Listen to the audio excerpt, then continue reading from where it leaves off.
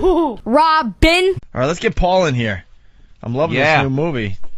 Haven't seen it yet, but I'm loving what I'm reading about it. Yep. Paul Pruvenza. That's Paul Pruvenza. Holy crap! What's up, buddy? Opie. Nice to see you. Don't mind me. I'm eating. Jim Norton and of course Anthony. How you doing? How are you? We eat during the show. No one cares. Yeah, see, we don't take commercial breaks anymore because this is satellite radio. So we have bedpans. Are you on the air right now? Yeah, can you believe that's it? what we do. Isn't that ridiculous? You thought you were just yeah. That's great. All right then. We eat on the air. We open up our mail on the air. Can I masturbate on the air? Absolutely. Anything goes. If you like, sir. Sure. There's a couple guys around here that would check that out. So go ahead. Man. Well, Morning. Getting a lot of publicity. Wacky, about this movie. You want to hear something funny? Yes. We were hanging out while we were shooting this movie. You guys and Penn Jillette and I were all hanging out. Remember when we were hanging out backstage at Spinal Tap? Spinal Tap. We were shooting that night. That's what we were doing when we went in the other room. We shot Harry Shearer and Michael McKean for this movie. Get the fuck out of here. Yeah. Well, thanks for putting a camera in our face and seeing what we could come up with. Who the hell were we? We're nobodies. We were very soon to be fired radio personalities. That's right. You see, that was before I knew that you would get people fucking in St. Patrick's Cathedral. If I had known that, there'd be a whole movie about you guys. Allegedly. Should have just been telling. That is genuine heroics. Should have been telling that joke in St. Pat's. That's right. That would have gotten us. Yeah, a lot of publicity. People, and some controversy. But the people seem to be enjoying it. Yeah. Yeah. Have you seen it yet? No, we want to see it. Well, why weren't you? We don't get invited. Because to Opie anything. was very busy watching that goddamn Penguin movie. He's watching the You Penguin. seem to enjoy my description of March of the I Penguins. was smiling to be nice. Well, the Penguins are much better dressed than most of the people in the Aristocrats. I went and saw March of the Penguins. Yes. But this movie sounds like something I would definitely check out, and next time maybe we should be invited. Now, a lot of people didn't know about this whole thing. Really? With this joke. Yeah, start from the beginning. It's very inside as far as the comics go. Everybody knew it in the comedy industry, but very few people knew about it outside of that. Yeah, it's kind of an inside joke, but not because it's like a secret. It is a secret handshake. It is a secret handshake, but not in like the Illuminati way, not like the Masonic ritual way. It's not like going to be hunted down and killed, with rubber chickens or some shit like that. It stayed an inside joke because when you get outside people that are outside the circle of people that get you, you find real quickly that that was a bad idea. You don't tell this joke over the Thanksgiving turkey. No, unless your family's the Manson family. But so it just sort of stayed in the world of comedy and musicians. Musicians dig this joke in a big way. Really? Yeah, they're fucking nuts. Yeah. And so musicians and comedians really know the joke a lot, so it kept it alive. But a lot of people are. There's a couple of different origins to this thing. People say it was kind of a way to get the young comics and kind of make them look stupid for laughing at it because it really doesn't have a punchline. I suppose it's possible that happens, but that wasn't my experience. No, it's not like a non-joke. It's not like No Soap Radio or hey kid, go get the left-handed axe, at the Boy Scout camp. It's not like that. I mean, it's a genuine joke. It's just real simple switch. It's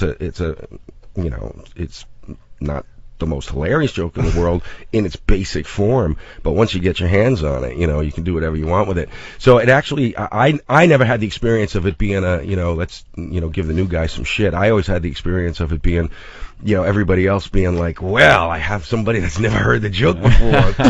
Let's go. It's not so much the destination of the joke as it is the whole journey. Yeah, it's getting through it. That's the whole point. Yeah, the movie is about it's the journey, and really it's the singer, not the song, because it's chopsticks. It's Mary Had a Little Lamb.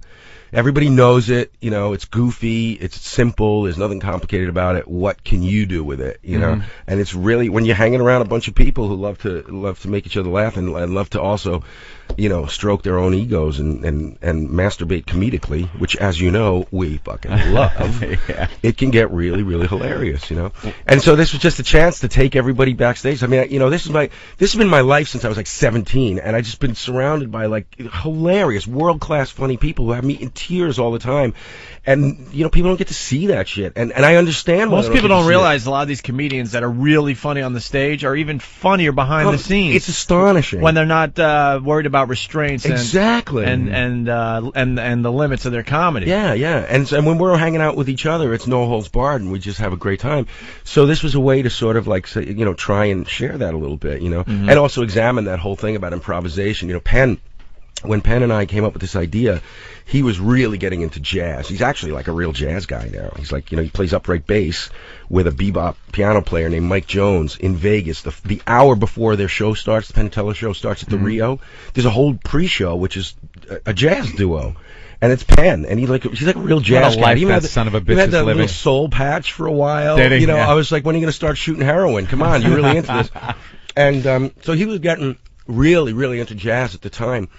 And I know jazz. I like jazz. I have kind of a drive-by impression of it. I pretty much got everything I needed to know and said, well, it's really hard work to know more. I'm moving on.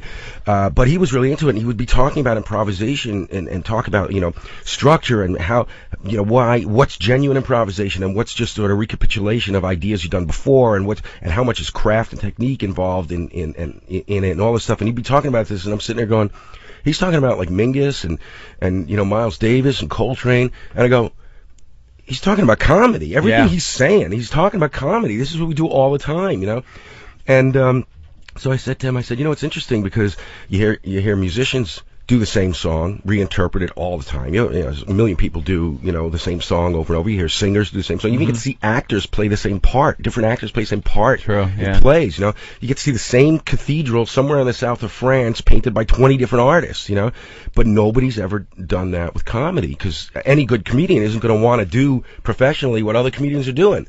So they never do the same. They could do the same topics or whatever, but this was a chance to take, this one stupid little joke and see what happens reinterpreted through all those people. You never think of comedy that way because, like you said, with musicians doing a remake of a song, sometimes it's really good, sometimes it's really bad, and it's the same song. It's just the way they're putting it across. The best analogy I can give you is My Way. Sinatra, classic, right? Paul Anka, who wrote the thing, classic. Sid Vicious, classic. 3 totally different songs. Right. Same song. And that's what happens in the movie with this joke, And the fact that it's the filthiest joke in the world makes everybody just go crazy. Yeah. Well, that's another thing.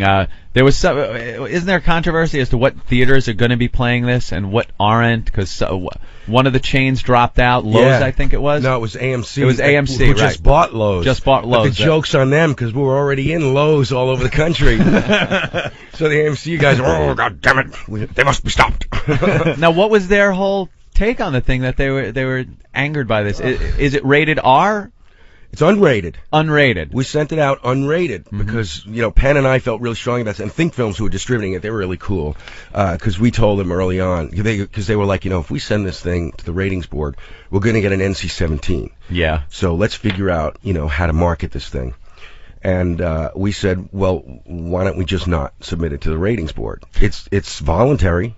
It's not a rule. It's not a law, even though there are caveats that go along with it. Like if you get an NC-17, there are certain theaters that won't play it, and there are certain newspapers that won't advertise it or whatever. And we're like, well, who the fuck are the people making these decisions? Do you know any of them? No, of course. You ever get a chance to cast your vote? Of course not. So who the fuck are these people, and what are they telling us what we can see and can't see in certain areas? What the fuck is this? This is America. What is this shit? So we said, you know what? We're tired of being treated like retarded 6-year-olds. We think the audience deserves more. We'd like to send it out unrated and think in a really ballsy move because, it's a risky thing to do. They said, okay, let's send it out unrated. And if we had submitted, people say, they're sending it out unrated so they get some press or whatever to juice the thing. And I go, do you have any idea how much press we would get to be the first film that's just talking heads, but it's rated the same as Teenage Whip Bitches? You don't see one dick, one tit. Exactly. You know how much press we would have gotten for that? We actually, went the other direction because we thought that would be really cynical. Which is really amazing. I'd love to see. I'm sorry, man. I'd love to see what kind of films that they do show. Like, did they show Scarface, AMC? I'd love to make that relevant. They showed Irreversible, which is like a 20-minute scene of violent anal rape. Yeah, the French movie. Very, very unusual. Yeah, they showed L.I.E., which is kids fingering each other. They show. Hot is hot. Yeah. Penn actually has. Also, but not as funny. Penn always his attitude on it. He says, you know what it is? The guy at AMC is some needle-dick loser who made a lot of money, now runs a theater chain, sees us coming along, decides to, get some press for himself, get a little attention as the moral arbiter and all that, and we're supposed to play victim and go, ooh-hoo, boo-hoo, we're tortured artists, they won't let us, thank you, they won't let us, play our movie and all that sort of shit.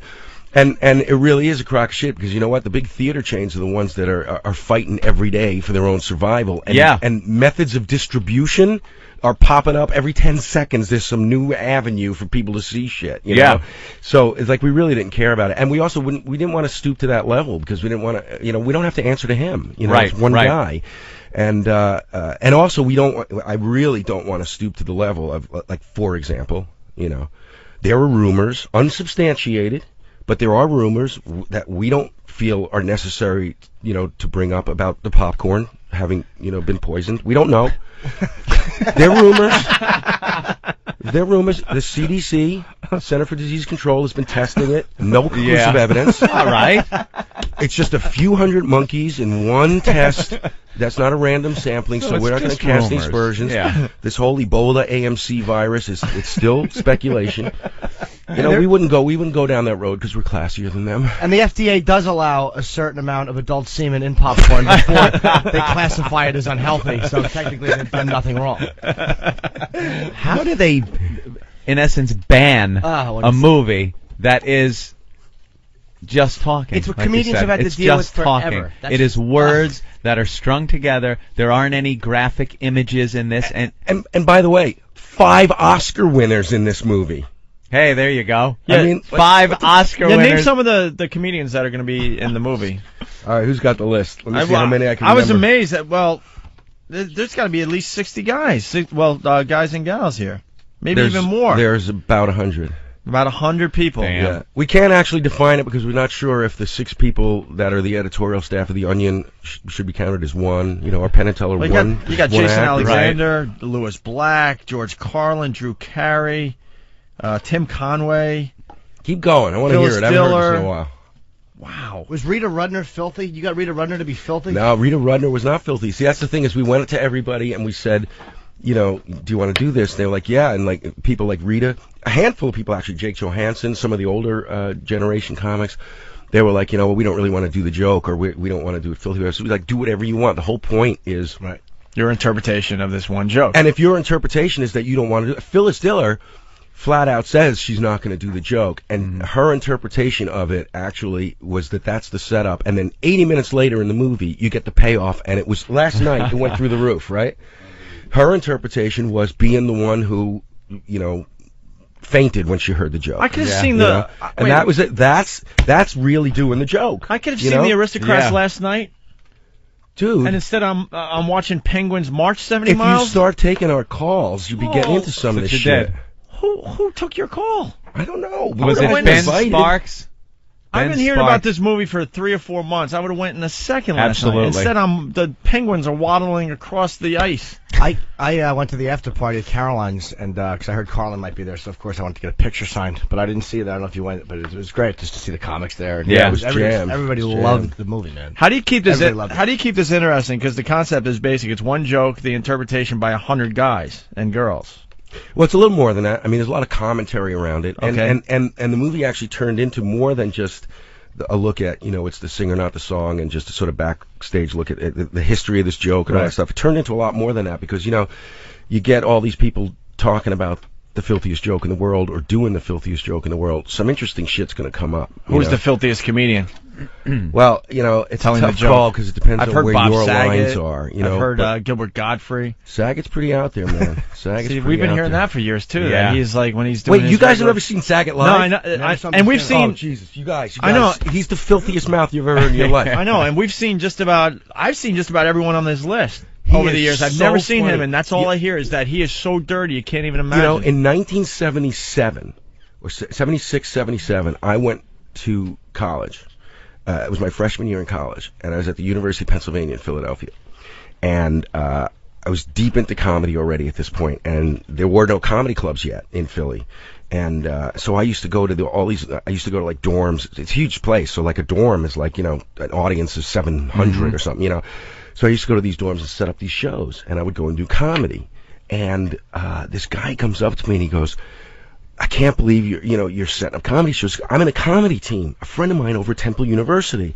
It's my friend Saget Domski saying this. He goes, a friend of mine over at Temple University, we got a comedy team. Let's do some shows together. So we started putting shows together. Well, that was Saget and Domski.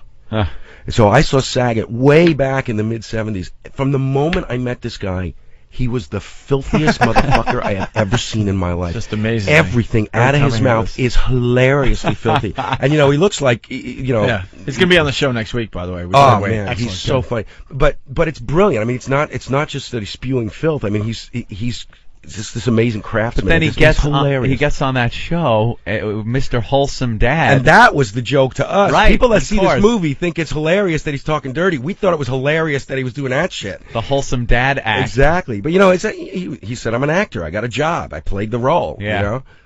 It's true, but... That's so weird.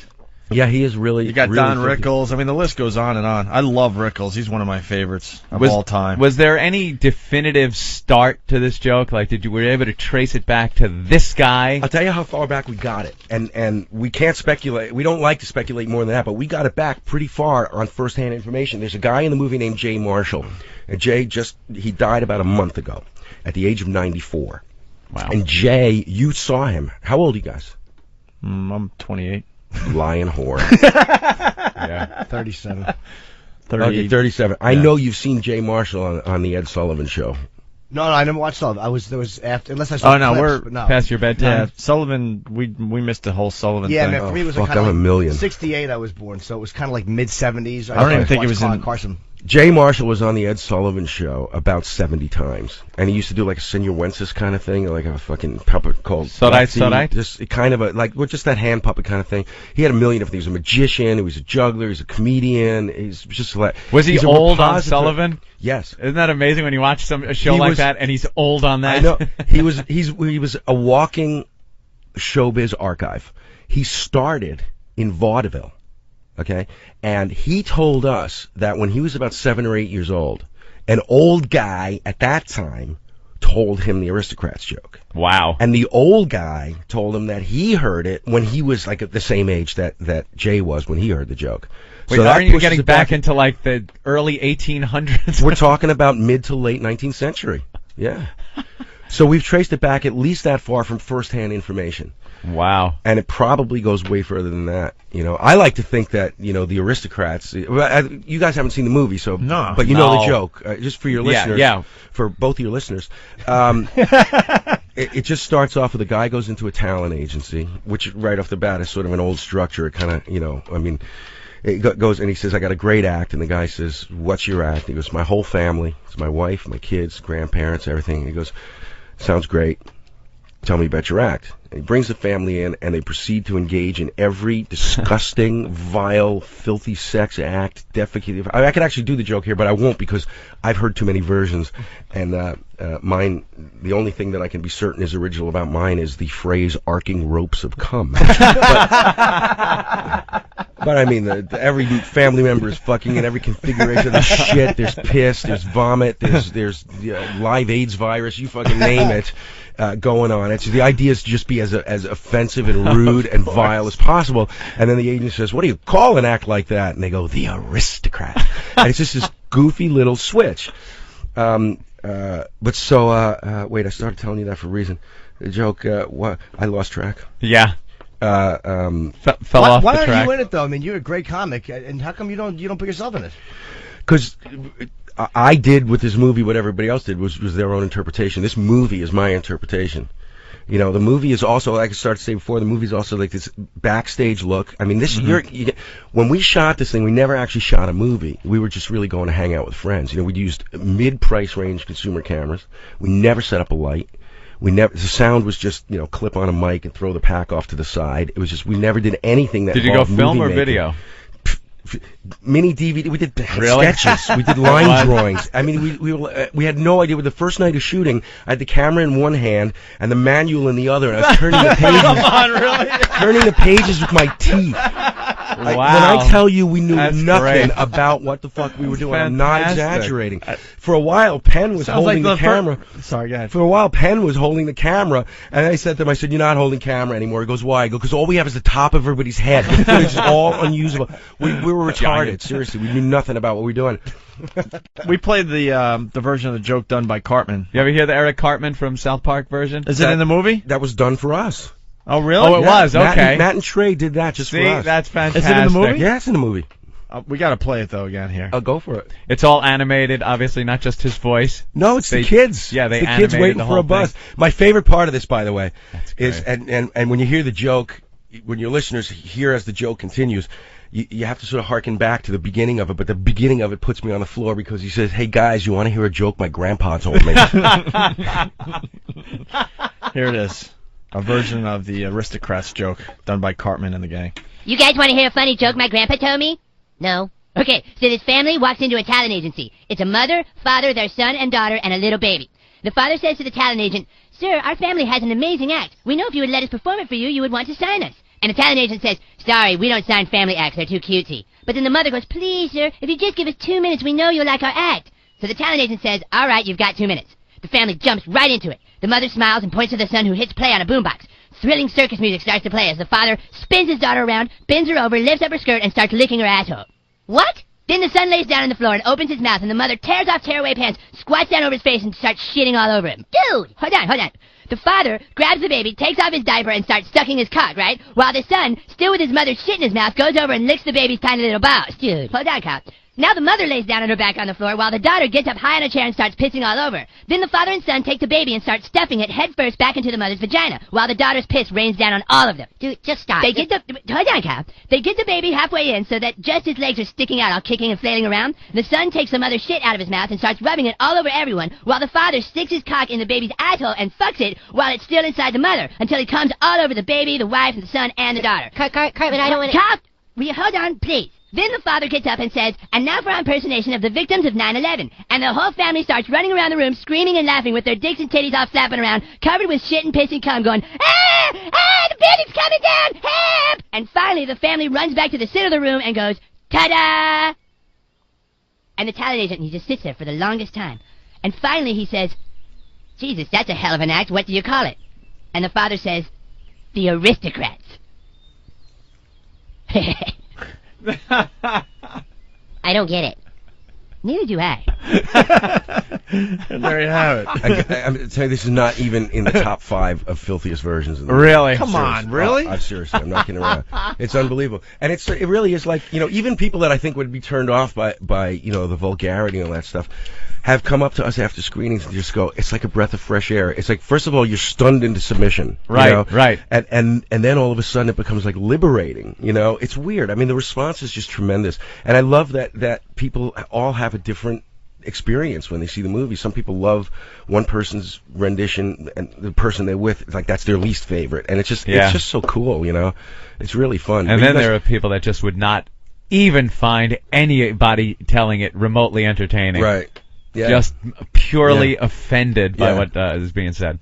And before the buzz got out about the movie and how really obscene the language is, there were people showing up at screenings who were just like, "Well, I want to see what this is about," and so many people at those like early festival screenings, so many of those people, like, part of what was so much fun was seeing who was walking out and when. Right.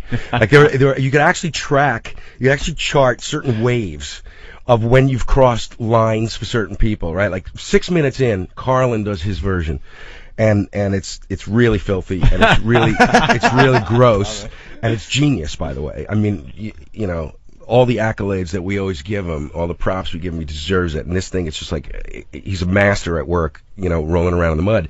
And it's really funny. 6 minutes in, boom, people get up and walk out. And then a little bit further in, people start talking about cunts, and boom, there's another wave. And then a little further, there are these places where you just know, like, okay, next shift. You're losing some, right? It was so funny. But we've also been really clear about the language. In fact, in all advertising, we always say, no nudity, no violence. but unspeakable obscenity, you know, and all the we purposely put review quotes in everything that talks about, you know, like there's one that says it all. That's at the top of the ads on the cab tops, which makes me howl. That says, you know, it's obscene, it's disgusting, it's filthy, it's vile, and it's the funniest movie you'll ever see. That's you know, great. So we do that all the time. We keep putting we keep putting out about how the language is filthy, and if you've ever been offended by any word, you know, this is not your cup of tea, you know, because we're going to hit them all. And now, you know, we're not getting so many people who are unprepared for it. But we're not trying to sucker punch anybody. You know, we're not trying to trick anybody. We don't want anybody in there who's not going to enjoy themselves. No, there's no need to. Yeah, we don't. This is not fair. It's like, you know, we're trying to explain to everybody. Look, we're going to take you in the back room with the big boys. Okay, it's going to get a little rough. If you want to come and hang out, you're welcome to. But it's going to get a little rough. If you can handle it. Exactly. We're not trying to trick. You don't want anybody. people to be confused and think they're going to see a Disney's Aristocrats. I got to tell that you, would really be funny a story. little. Someplace in Florida. No. There was a sneak preview screening. Here we go. And the you know, the minimum wage high school kids on break that were working at the theater apparently didn't pay attention at the meeting. And this family came up with these two kids in tow, and they really believed that they were going to see the Disney Aristocrats. Okay, but here's the best part. It was 20 minutes before they left. I guess I kept waiting. Well, I guess after all the fucking and sucking, I guess the cats start dancing. That is funny. Where's We Are Siamese, if you please? This ain't it. How do you really? It's know that? But see, that's the thing. Is since it's not out there unrated, since it's out there unrated, we're taking extra care of letting everybody know what's in there. Because, you know, if a movie comes out, right, if it's got an R or a G or PG-17, what does that mean exactly? We don't really know, you know. No, it is kind of a vague thing. Yeah, and if you're a big studio with a lot of money, a G is the same as an R for, you know, guys like us who are just making a little movie. It's all so fucking arbitrary and so political and so money driven, right? So you really get absolutely no information. Because we're not rated, we are giving you way more information they would have ever given you. You know, we're telling you right up front exactly what to expect. Yeah. Hey, are you online? Is anybody online? Yes. Yeah. Go to radarmagazine.com or do a Google search for Radar Magazine. They did an article called The Aristocrats Blow by Blow, where in alphabetical order they describe everything that happens in people's versions of jokes, and it is one of the funniest things I've ever seen. Seeing it all laid out like that in like encyclopedia form, it makes me weep. It's so funny. RadarMagazine.com? I think it's RadarMagazine.com. And when's the movie come out, by the way? Friday. Friday. Can I see it today? There is a screening tonight, isn't there? Or today? Isn't there a press screening? Please? They're whispering. Make a call. I think there is a screening today. I think there's a screening this afternoon, actually. I'll plug the hell out of it tomorrow, I promise. Are you Catholic? I'm sorry, you can't come. Like I said, I would have rather seen that, your movie last night than the March of the Penguins.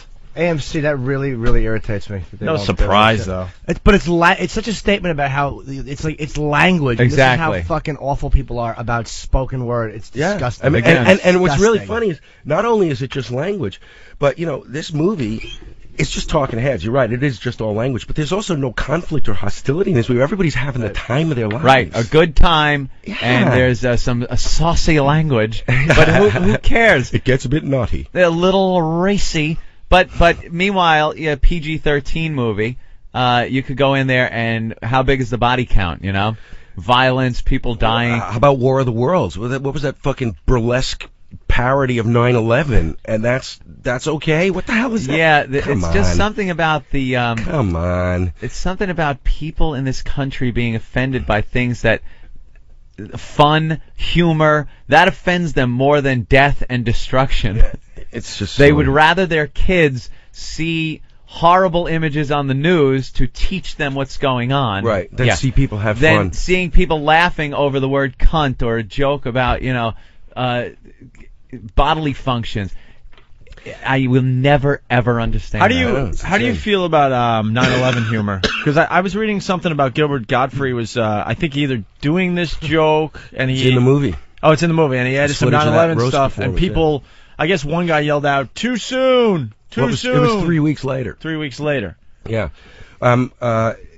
I personally have, I've met people. I've met like, like, they might have been musicians, but I've met people who've come up and said, I really, like, none of this was offensive to me, and I was like, well, good on you, brother. None of it's offensive to me either. I'm not offended by anything in this movie, and this movie doesn't even come close to crossing my lines. I haven't figured out what they are yet. Yeah. Because as far as language goes, I have no lines. There's no line as far as language and I said, goes. Yeah. More power to you. Then you can sit back and not have to deal with that aspect of this and just enjoy the comedy. And he said, well, that's exactly what happened. He goes, I actually thought that I would really get upset about something, and instead I just enjoyed myself. But so I have no lines. So the 9/11 thing, it's fine by me. I mean, I was getting busted when I was doing stuff about it, and it was far later than Gilbert was doing it. But Gilbert's thing that was interesting was he was doing it at Friar's Roast, right? It's I can't filled go. with comics. It opens on Friday. We'll give you $8.50. Why can't, Opie, why can't you go? They're booked. Oh, no. There is one. There's one today or tomorrow. No, she's telling you no, there's not. Oh, there's not even a screening. Oh, I thought it was sold out or something. Which means there is, but you can't come. I can wait till Friday. No, I can wait till Friday then. I don't want you guys to go out of your way. I'll go Friday, first thing, like right after the show. Look how disappointed. I really wanted to go. That's look all. at the No, disappointment. if there was a screening, I would go tonight. But don't set up that stuff. I'll see it Friday. Go ahead, Paul. You were saying. I forgot what I was saying. But Is this the radar thing? Yeah. Check it out. Here's my favorite. It goes alphabetically, right? All right, let me start for your listeners so that right off the bat, so that they can see the format here. Anus. Cow penetrated by unidentified person's fist. Daughters penetrated by father's fist. Daughters penetrated by grandfather. Dog's finger inserted into by grandfather. Dog's finger inserted into by daughter, etc., etc., etc. I love this part here. When it goes down to... hole's pretty funny. Well, you'll go through all of this, but I love this one here. Okay. We'll get this up on our websites. Oh, you know what? It got cut off on the bottom, but it's... here we go. Fellatio. Performed by Eddie Fisher on GOAT in MGM studio backlot. To dismay of wife Debbie Reynolds. To dismay of wife Debbie Reynolds. Yeah. Fellatio, performed by mother on donkey. Fishhook pierced penis, used by father to copulate with daughter. I'm guessing that's Otto. Yeah, good guess. That's right. Otto's in the movie, right? Yeah. Boil, popped by father on own back. Birth canal, mother's, infant son half inserted into by father. Buddhist monk raped orally and anally by indigenous tribesmen, then killed. And then you got stuff like Be a Clown, sung by family in unison.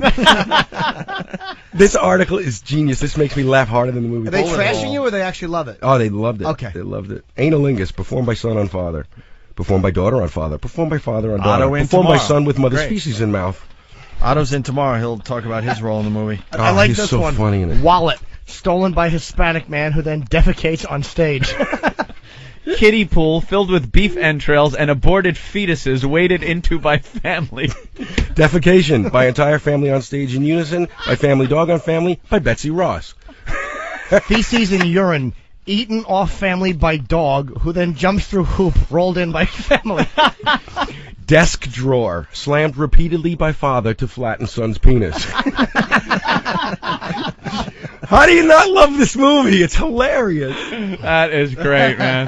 That is fantastic. Vagina, comma, extra large, used by several men as hideout. All right. Well, the movie is that's Aristocrats. It opens on Friday. Very good, Paul. And I'll be going Thank you, guys. Friday I at can't believe you noon. didn't see it. I'm so bummed. I know.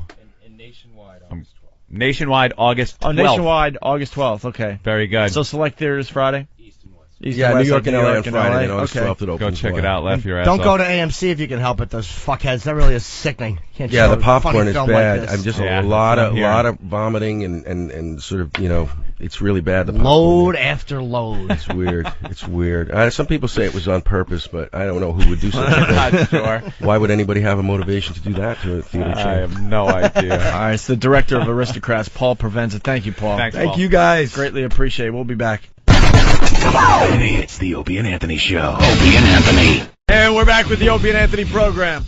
Paul Pruvenza. Yeah, you're still here. This is what we told you. This is what we do. We just kind of hang and Our breaks are so long, aren't they? Our commercial breaks? Yeah, on those breaks. You pitch other shows on XM, right? Yeah. Pretty much. We don't even have time to take a piss. No. It's like 2 minutes, 3 minutes maybe at most. We weren't gone long enough to actually say goodbye to you, so now you're back. Oh, piss boy. This boy. But he was telling us about a video online. We got to play that on our show, and we'll throw it on our websites. You know what? Try a Google search. You could probably grab it. It's 7 things you can't say in kindergarten. The amazing Google. All right, now everyone is going for it, but that's okay. It deserves it. Let's see. No more secret notes. Huh? No more just secret instant notes. feedback. That's Still all. don't know what Bill Burr got. I'll tell you after the show. You can't tell me now? No, because it'll be on the air. It's one of those things where if you do it on the air, it just wouldn't be smart. Off the air, I could tell you. Is it a name? No. Is it a website? No. Is it a... No. Secrets. How about Yes, this sir. one? How about this one? Pope. Penetrated by talent agent.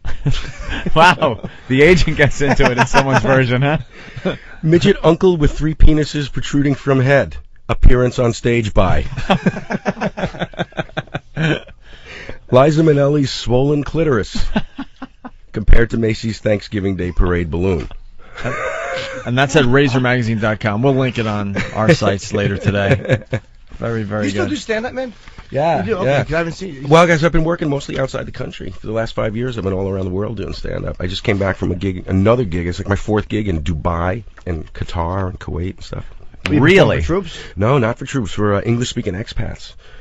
There's this, I've been working a lot over in the UK where they have a really rich and vibrant comedy scene. And I wish I had gotten into it a little earlier, before we were deep into this movie, because I would have had a lot of those guys in. Because, those guys can say cunt on. They say cunt on stage. say it. Like the squeaky clean guys will say, how you doing, you cunt? They'll say, like, get this cunt a drink. It's the way you nothing say, over there. Nothing.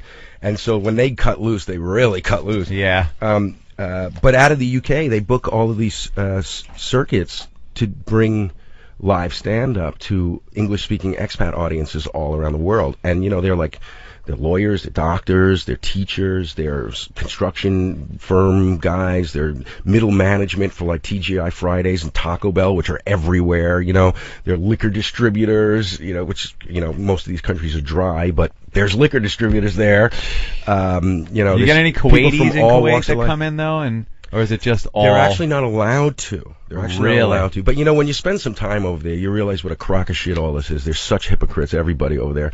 They're dry countries, they're Muslim, they're fundamentalist countries, and there's all these rules about, you can't talk about Islam on stage and all that sort of stuff. And it's supposed to be, by the book, the Quran. They're running things in a theocratic state, yet... The sheiks are bringing in by the, boatload full Russian whores. The guys they take off their dish dashes and then they show up in the Western bars supposed to be just for Westerners, and they show up and they're, picking up Russian hookers right and left. It's like if you get caught with drugs, you're in Midnight Express for the rest of your life, if you're lucky. And yet, they're one of the major transport centers for, opiates around the world. So it's such a bunch of hypocritical bullshit. I heard Dubai is actually nice. I've never been there, but I heard that's like more like a Western place in the Middle East. Right. Which is business and not as much fundamentalism. Exactly. But that's for us. See, they've realized the United Arab Emirates, which is Dubai is in the UAE, the United Arab Emirates has realized, like a number of countries over there, that their future and their financial successes involves the West. It involves the money and the investment, and it involves relationships and business transactions with the West. So they have sort of developed this dual world where if you're a native, you're not supposed to participate in any of the stuff that's okay for Westerners, So there's this whole world of bars and nightclubs and all that sort of stuff for Westerners. But you see those people in it all the time. The upper echelon get to enjoy. Not even upper echelon. Just anybody who wants it can. They just dress in civvies. Take off the traditional garb. They dress in civvies and they just go. Really, just the average Joe from that area? Some of them, yeah. Some of them. Damn. I hated that would seem risky. I hated the Kuwait. We went There to is Iraq. nothing. I'm sorry. I just got to stop you. There's nothing funnier than seeing a guy in a dish dash at a urinal. It's really funny. See them holding their skirts up and pissing, man. It's just, sorry, racist. Yeah. Fuck me. It's fucking funny. It's 2005, for God's sake. 2005. Let a You fly. primitive. The whole world is on the brink of destruction because my imaginary friend can beat up your imaginary friend. Fucking nutcases, all of them. What are you gonna say about ain't Kuwait, that Jim? the truth? Just that they, I hated the Kuwaitis so much because we went to Iraq and we had to stop over there and get our passport stamped and then fly on a military plane. And they are, because it's all like, they're given like, what, $100,000 a year or something just for being born there. They're given money because they're so oil rich. So they're not used to work. So they took 3 or 4 hours to stamp 8 passports. It's amazing the nightmare we went through going through customs. Dude, In Kuwait. because I they're came lazy. I came back from the UAE on the day of the London bombings, right? And I happened to be in London. I had to change planes and spend a night in London. I was coming back, so I was in Dubai for 3 days, right? And I was in London overnight. And I show up I'm in the air when the bombings are happening. I show up at the airport with a passport stamped from the Middle East the day before going to London. They hassled me like you cannot believe. Yeah. Man, I don't need a physical for another decade. They checked every fucking polyp, every little nook and cranny in my. They did not. It was a good hour and a half just to get. Yeah, that I'm looks a comedian bad. and I'm doing a gig and that's it. Yeah, okay, funny man. Yeah, you ever tried to reason with these people? These security people at airports, you know what they are? Let me tell you what they are. They have never had this much fucking power in their lives, okay? They're minimum wage employees, practically, right?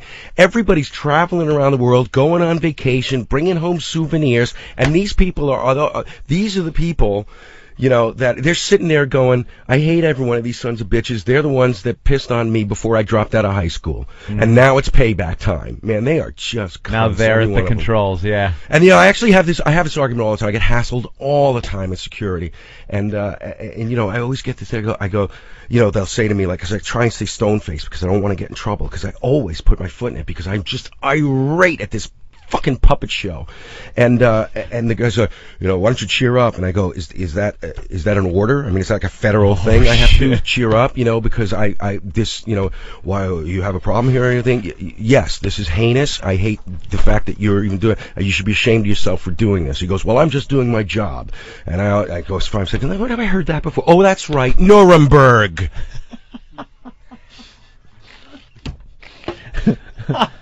I'm sure they love the comparison. You know what? As I believe it was who was it? Mark Twain. Is it the insolence of office? Mm-hmm. You know. We got the audio of the kindergarten kids. Oh, it's brilliant. Paul brought this bit to the show today. Wow, we're quick. What is it again? It's a video online. We'll link the video to our website. I don't know the website, but the piece, it's a short film that somebody made, really short film, called 7 Words You Can't Say in Kindergarten. All right, let's check it out. There are 7 words you can't say in kindergarten. Shit. Piss. Fuck. Cunt. Motherfucker. Cocksucker. And evolution. Tell me that's not genius. Tell me that's not genius. And the kids are so adorable. They're adorable. I like the one that adorable. says cocksucker. That's the one I like. I like that she can't pronounce motherfucker. She goes, motherfucker. Motherfucker. Like she's like from Romania all of a sudden. You motherfucker. The Aristocrats. Sucking some- It premieres Friday here. Where's it? July 29th. July 29th. It starts in New York and L.A. Yes, sir. And nationwide. Nationwide, August 12th. Nationwide. Definitely see this film. And we'll be in prison on August 14th, so come visit us. A lot and of bring buzz cake. on this movie, The Fucking Aristocrats. greatest comics, man. Carlin and Yeah. just brilliant. Here's one I just want to leave on this one. Anal blood, used by son to splatter audience. Know what we're going to do? What? We're going to get the big A, Andrew, to come in and read from that list. Can we do that possibly yeah. before the end of the week? Excellent. We'll try. See what his schedule's all about. They're wrapping up. We have. Oh, yeah, we got like What, a Bob Saget story? Oh, yeah. We'll ask Damn Bob it. Saget. He's coming in on. You know what? He's not going to tell it as funny as I am. Could he call us tomorrow or something? Yeah. Is Is it he the on one tomorrow? Is it the one at the birth of his child? That was me. It was me and That Carrie was you? Snow. Yeah. I heard Can that he call one. tomorrow? We'll That's just do a good phoner one. with you tomorrow? Yeah. You tell that? Don't let him tip it off. I'll call in. Let me get the information. Robin, Robin, Robin,